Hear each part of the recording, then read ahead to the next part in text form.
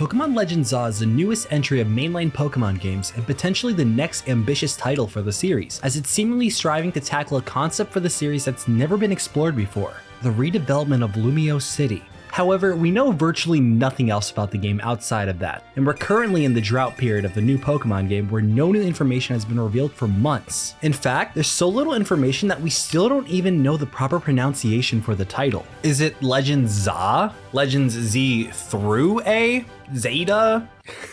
Is it Legends Zaza? We probably won't get any new information until the next Nintendo Direct, where it's speculated that it could be a launch title for the new Switch. But until then, we can try to predict how the game will play. But before we even engage with that conversation, we need to establish what time period this game takes place in: the past or the future. Many people are holding out for a near future era because of the trailer incorporating several visuals with seemingly futuristic technology. I mean, even Prism Tower seems like a more modern invention with how developed it is. But despite this, I still don't think that there's enough evidence yet that supports the future claims. I also think it's way too early to contribute small things like a symbol seen in the trailer as being evidence of the game taking place in the future, when we have similar symbols that already exist in Legends Arceus. So it's for that reason I think it's more than likely that the game will follow suit with its previous entry and will be simply set in the past, with my main reasoning being how the time period fundamentally works for the story.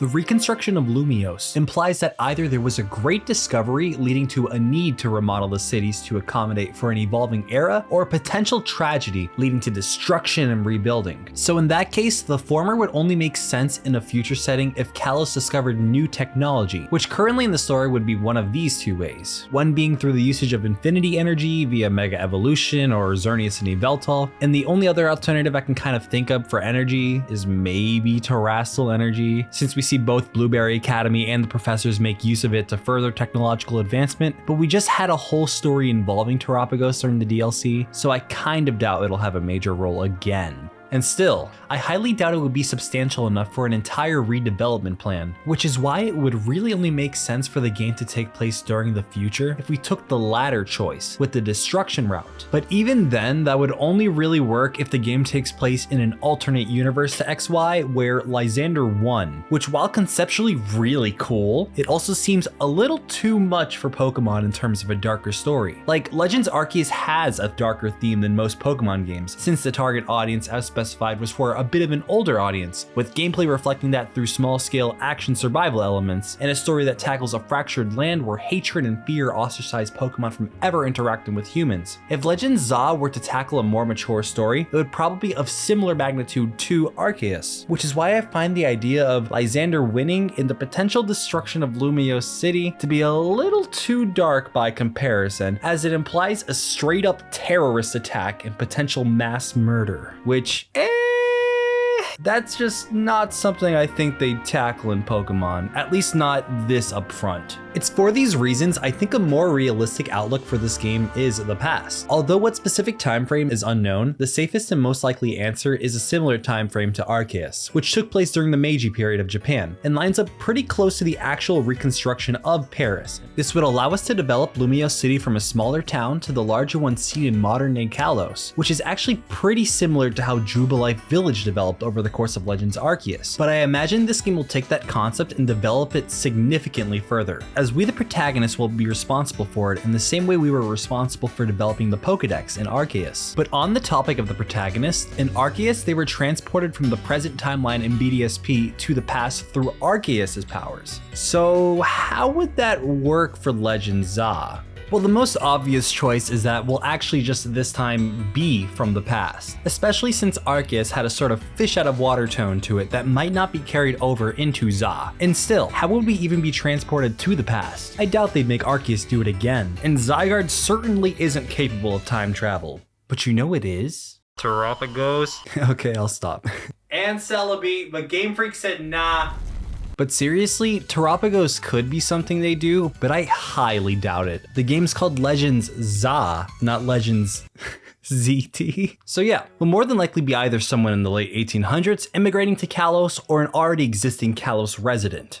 Now that we've established a time frame and context behind the protagonist, we can move on to the journey itself. I'm sure the center of Lumios will act as our main headquarters, kind of like Kanala Avenue of Jubilife Village. I'm sure there will also be departments in a similar vein to Arceus, as I'd argue that structure translates incredibly well under the idea of reconstruction. There's the Agriculture Corps, which is extremely necessary for a growing city, a Medical Corp, which considering the proximity of the Pokemon Center, the setup is easily there, and most importantly, a Construction Corp, which leads me to my next point. I'm certain one of the first things we'll encounter in Central Park are several key figures of the past, and I very much wouldn't be surprised if one such figure was actually a member of the royal family, the same royal family that Lysander hails from. Being descendants of Azzy's brother, an already established ancestor, it's only natural that we'll encounter another of this bloodline, especially if the story follows a similar suit to Arceus. We saw how Team Galactic gained power as it was originally the Galaxy Expedition Team, helping to research and settle people into the land of Hisui, and with the reconstruction of Lumiose City, you obviously need a workforce to help with the rebuilding and the application of new technological advances, which is why it's only fitting that Lysander is the owner of the Lysander Labs. Yeah, no shit, Sherlock! He was actively leading the development of new technology for the Kalos region, and with the labs being located not only in Lumiose City, but towards the center, where we're likely to start our journey, it only seems fitting that that's one of our first stops and will function as the leading construction effort for Lumiose. This would also help to give more context as to how Team Flare was able to come about with so much influence during the story of XY.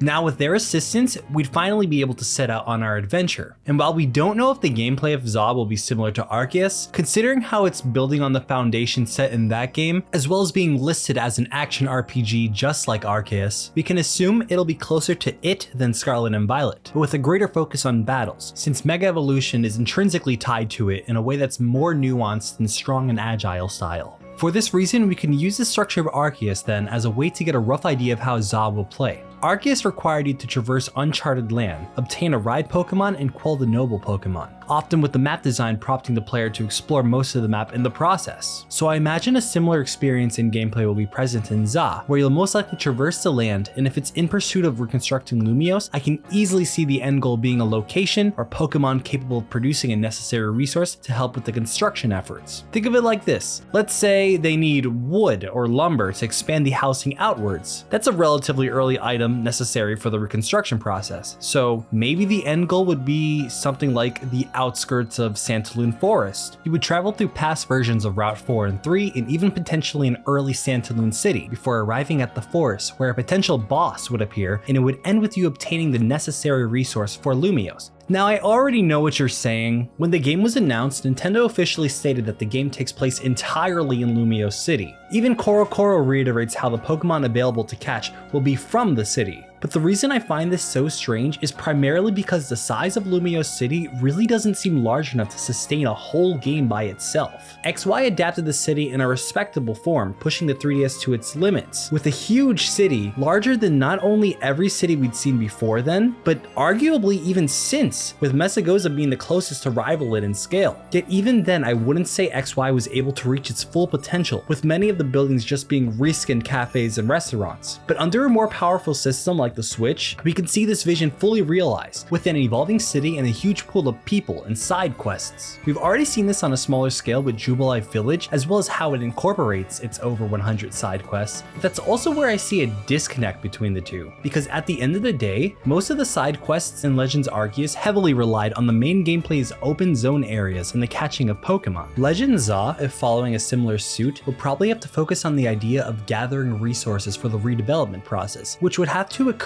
outside of the existing city. And even if Lumiose is larger like the trailers imply, if we compare the scale of Prism Tower seen in the trailer to the respective size of the actual Eiffel Tower, it leaves the playable area to be half of what was present in Legends Arceus. In fact, it doesn't even take up 1/5 of Paldea in overall area. I guess if they tackled the map design in a similar manner to say Tears of the Kingdom, where underground networks like the Depths exist, it could be possible. For Lumiose, this would essentially be the Paris Catacombs. Multiple building floors as well could help to fill in some of the space, but even then, it doesn't fix the problem from a gameplay perspective. If you were able to catch Pokemon within the city, it makes sense that many would exist in alleyways, gardens, of the rivers, and rooftops. But it becomes more problematic when you consider Pokemon that wouldn't exist in these urban areas, and how large that pool of Pokemon is. Litleo, Skiddo, Pancham, Binacle, Helioptile, Goomy, Phantup, and many more Gen 6 Pokemon really don't make sense to just simply be roaming around in the city, let alone underground. And if we're converting the only playable surrounding wilderness into an urban environment, wouldn't that slowly eliminate the available terrain to catch wild Pokemon, making it so endgame has less explorable land? I don't know, it just seems kinda problematic and potentially limiting from a gameplay perspective if the game is just Lumiose, as the one tweet and the one page from CoroCoro state. That's not to say it's impossible, it just seems very restrictive as of now, and I feel like it makes more sense if it's an underdeveloped Lumiose city that initially starts and ends at the plazas, before then extending outwards a set distance as the game progresses, with the bridging wilderness surrounding that area. That way the city can grow and urbanize while also not eating up the space for the wildlife. This would also mean Legends Zob would be ditching the open zone style of Arceus in favor of a more open world Scarlet and Violet adjacent style. And along those lines, I'd imagine the map to be more reminiscent of, say, something like Kitakami, where the mountain is the center of the region and the different biomes and environments revolve around it. This way we'd have Lumiose City, with 5 routes acting as different biomes surrounding it. You wouldn't even have to change much of the map either. If the game incentivized you to go south, the mountainous area of the western half of Kalos would function as a natural barrier separating endgame areas, and would instead promote a clockwise rotation around the map mirroring the original XY games. Both Legends Arceus and Scarlet and Violet incorporated this by limiting your traversal options until obtaining the necessary ride Pokemon, so it's pretty certain Zob will follow in their footsteps. Now, as to how ride Pokemon will work in this game, I imagine that it'll be closer to Arceus by switching between Pokemon, considering that the original XY games were the first to incorporate ride Pokemon to traverse over terrain. I also wouldn't be surprised if one of our traversal methods is roller skating, since, fun fact, France patented the first roller skating design during the 1800s.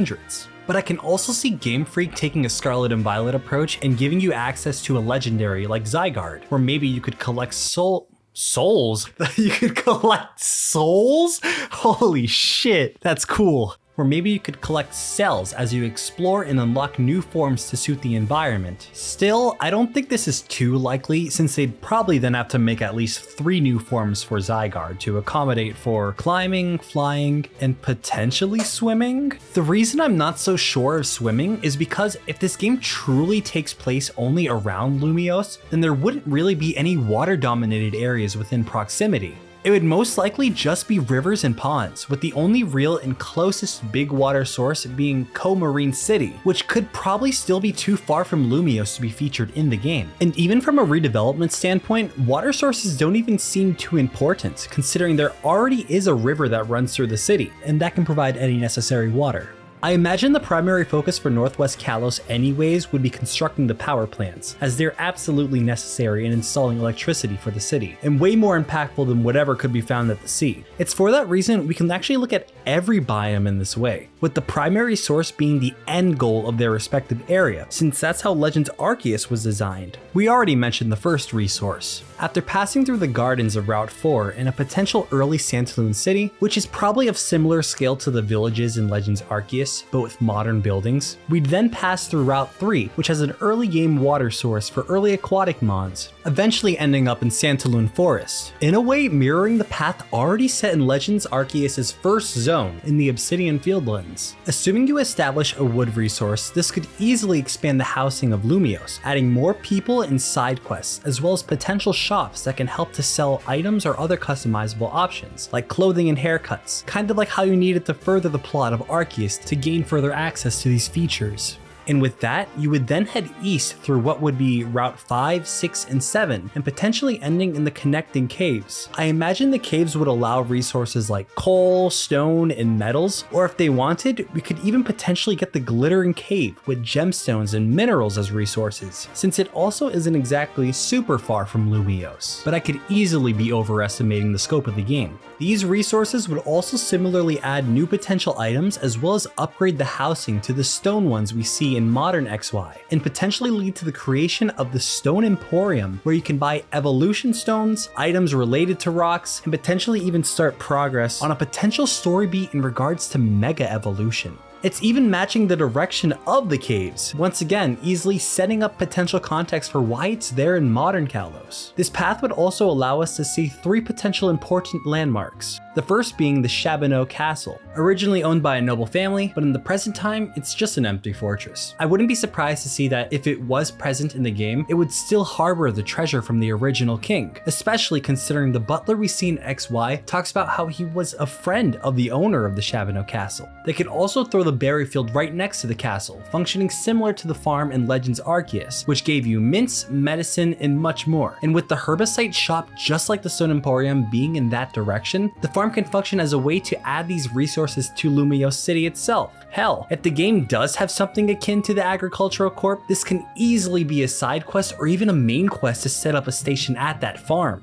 Now going back to the butler from earlier, the next spot we could see is the Parfum Palace. Being built 300 years ago means it should exist in Legend Za, and considering AZ was the person who built the palace, it could also serve the story and even potentially introduce us to him. The final important building is the Battle Chateau, which is probably the least likely since they need to change how it functioned from XY, but if Legend Za does have more of a focus on battles, then I could potentially see it existing. Think of the battle area in Jubilife Village, but with more trainers and way more rematches. It would also serve to add more battle-oriented side quests, and even work as post-game material if available. But a huge reason I like its existence is actually the water around it. Like I said, we really don't have many water resources in the game so far, and by comparison, Legends Arceus had a water system in every single map, so Route 17's giant river could serve to add some more aquatic Pokemon to the game. Overall, it's probably a little unreasonable to assume all of these places would be available in the game, but I wouldn't be surprised if 1 or 2 of them were important landmarks for the southeastern half of the map. Now with wood and iron to build infrastructure for the city, we need an energy source to help maintain the city's power, which we can find as we travel northwards to Route 13, the Lumiose Badlands. In modern day Kalos, the Badlands house power plants which help generate electricity for the entire region. And considering that the first power station was invented in 1882 by Thomas Edison to power lamps, I can easily see us repeating those actions, especially considering we already see lamps present within the trailer itself. But looking at the actual terrain, the Lumiose Badlands in XY are kinda barren, purposefully of course, but I imagine for an open world environment, they take a couple liberties in changing some of its terrain, similar to how the Crimson Mirelands altered some of its environment. With Route 13, they can pretty much use the Badlands as the default design, but incorporate the power plant's surrounding environments for their respective areas. For example, the Southeast power plant uses seismic geothermal heat to generate power, so imagine if to reflect this, they added boiling pools of water, or geysers. In fact, that's literally what's already present in the original XY games. It's just unexplorable. This would easily help to diversify the land as well as, again, provide water-type Pokemon. Looking at the other plants in a similar fashion, to the north we have a power plant that uses fire for energy. They could take the geothermal theme and make this area have molten lava, allowing for more fire-type Pokemon. It's criminal that we had these locations in XY and yet we're never able to explore them, which is why I think Za will be the perfect opportunity to do so. To the east of the lava is the most distant power plant, being the only actual accessible plant in XY, which seems to primarily focus on electricity, so maybe the area could be more magnetically charged with electric and steel type Pokemon. The southwest is probably the most unconventional since it uses gas from composting waste, and it's not really easy to tell what's going on in-game, so I don't really anticipate this one out of all the other power plants to exist, considering bio-waste is more of a recent advancement in terms of power production, but I can imagine seeing trash heaps and poison types for this location. Going back to the topic of Coumarine City, if the coastline truly is available, I imagine it wouldn't be a large area and rather just the very end of the map. Kind of like how the desert resort in Black and White has a backdrop of the ocean behind it. Except you'll probably be able to explore this one, just not too far. With that being said, after you've provided the foundation for power in Lumiose City, we'll move east through a swampy Route 14 with loads of ghost and grass type Pokemon until the surrounding foliage slowly becomes more lifelike with mushrooms and bigger trees as Fairy and Psyche type Pokemon run amok, before then transitioning to an early Levere City. And just past that, we could even potentially see the creation of the Pokeball Factory. I'm not gonna lie, there isn't an obvious resource available in this area of the map, but operating under similar logic to Legends Arceus, the end of the maps from a gameplay perspective are usually where their key story progression goes to. So using that method of level design, maybe what we're here for is actually the production of factories. In present XY, it's just the Pokeball factory, but I imagine they can expand it to be the production of multiple things. The redevelopment of Paris took place just before the Second Industrial Revolution, in which its primary focus was machinery, large-scale production of steel, and railroads. Factories were an instrumental part to this process, especially with the newly acquired power of electricity. You know, the thing that we just helped mass produce? I can see the factories being a key factor in helping to build Prism Tower, as well as from a gameplay perspective allow for several shops in Lumiose City to have upgraded material. Imagine new Pokeballs for late game higher leveled Pokemon, more battle oriented items, even upgraded key items potentially like a new pair of roller skates. I mean, even the stores in Lumiose leading to Route 14 are a Pokeball and roller skating store respectively, so the world building is already there if they wanted to take this route. I also imagine from a gameplay perspective, the upgraded skates would serve to help traverse over the upcoming ice areas as we head east to what could be the final part of the game. The final area is a bit of a mystery in regards to what resource, but I have two ideas. With buildings, roads, streets, power, and stores at full capacity, the city is nearing completion. The only thing that could potentially be missing now are the people themselves. This lines up reasonably well with the next location, in Route 15, as we get access to the Lost Hotel, a once famous hotel now left in ruins. With Legend Za being set in the past, it allows us to explore the original building before its decline, and if people are truly the next step, this would function as a way to grow the population of Lumiose, attracting people from all over Kalos and potential tourists from other parts of the world. However, this has a pretty significant problem. Keeping in line with the precedent of map design based on Arceus, this would mean that the Lost Hotel would be more of a middle area rather than an end location. Because if we assume it is towards the end of the map, that would make this portion of the map the smallest in overall content, only comprising Route 15 and 16. Northwest Kalos is a bit of an exception since Route 13's Badlands has the benefit of having potentially multiple terrains to diversify the map. But for Route 15 and 16, they're nearly identical, with the only real difference being a much needed pond. So for the final unexplored area of the map, it's pretty underwhelming, which is why I think it's unlikely the Lost Hotel is the end all be all for the game. The finale of Legends Arceus centers around Mt.Corornet and the space-time rift that stains the sky red, affecting all of Hisui. It is the center point of the region and the culmination of the game's story. Similarly, Prism Tower matches up eerily well, with it being the center of the region and the most integral part of Lumiose City, the crowning landmark for the region of Kalos. It would be of no surprise that the finale of the game will center around finishing its construction. At the same time, many people have pointed out the logo for Legend Za, specifically the A, bears a strong resemblance to the ultimate weapon in color and structure. But if the game truly wants to focus around Lumiose City, then Geosenge Town, the home of the ultimate weapon, seems way too far to be within reach for the map. So with the ultimate weapon, the central plot point of XY out of the game, and the reconstruction of Lumiose City underway, as well as the context from Arceus, is it possible the Prism Tower, the symbol of the region, the tower that represents the destruction and rebuilding of Paris itself, the tower that even resembles the letter A, could be the recreation of the ultimate weapon? If that's true, then that's where I think the final piece of the game comes in. If Legend Za took this route, I fully anticipate the final resource for completing the Prism Tower to be Infinity Energy, the power of Xerneas and Yveltal that helped fuel the ultimate weapon, that helped fuel the Submarine Explorer 1 and the rockets of Moss Deep Space Center. While it's way too early to fully anticipate the plot of the game, the concept of infinity energy and the importance of Prism Tower feels all too fitting within the scope of Gen 6's key plot points, especially when considering how Arceus also retreaded some of base Diamond and Pearl's story for their finale. So if infinity energy is the crux of the game's climax, it leads to the question of where will we encounter it? And while I assume Mega Evolution will be a key component to its story, Xerneas and Yveltal are the main figures and what fueled the ultimate weapon under both instances it was fired. So finding them has to be our final step. That leaves the final area of the game open for us as the penultimate search. We'll pass through the snowy biomes of Route 17 and potentially use our skates on an icy field before then traveling south, eventually ending up in modern-day Victory Road, where I fully expect to be the resting places of our legends in their cocoon and tree forms. I'm not exactly sure the specifics of how this will work, considering Arceus compels you to make a choice between the one you catch and the one you fight in origin form, so I imagine this could be a diverging point where you obtain one legendary while the other becomes a victim of our antagonist, or vice versa.